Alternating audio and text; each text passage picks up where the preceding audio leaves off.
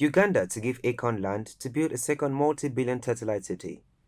Hello explorers, this is an African news update. Uganda has promised to give Akon land to build a second Akon city in the country so as to boost the tourism sector of the country.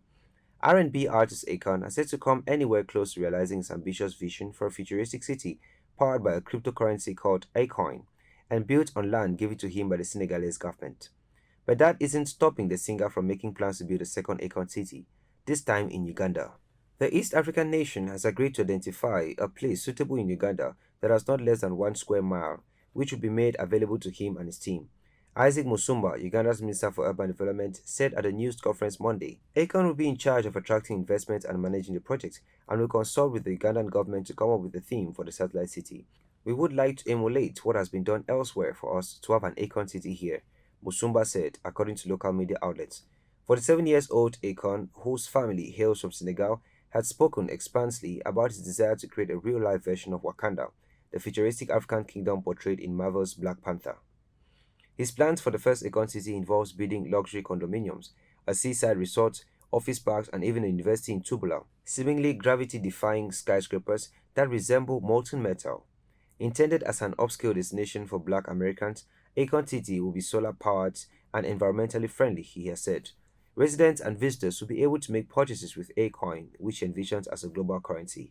The singer's splashy designs for what is now a farming village on Senegal's coast have met with some skepticism. Locals point out that the metal and glass structures, which Akon says are intended to look like real African sculptures that they make in the villages, are ill-suited to the sweltering climate.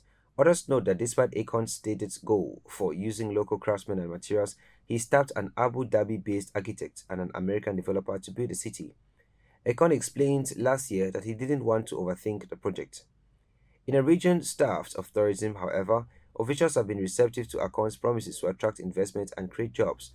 Last Friday, Ugandan President Yoweri Museveni announced that he had played host to the singer, whose full name is Alione Damala Badara Akon Thiam, and touted the country's untapped potential as a vacation destination. There's so much about Uganda that I never knew existed, Akon said at a news conference days later. I'm determined to expose that. I want people to understand how beautiful Uganda is, and the best way to do that is to build my city here.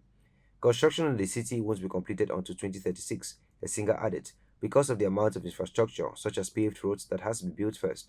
In Senegal, Akon has raised at least $4 billion of the $6 billion needed to build his city, and the project has yet to break ground.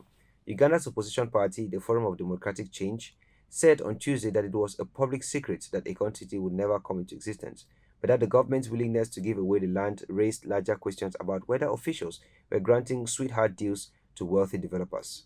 When asked if the average Ugandan will be able to afford his city, he said, I don't look at it as the standpoint of something that people can't afford. I know that if I put it there, they are going to find a way to afford it because it's going to motivate them. Akon is one ambitious African, and we wish him all the best in his endeavors. Thanks for watching this video and stay tuned for more African news updates.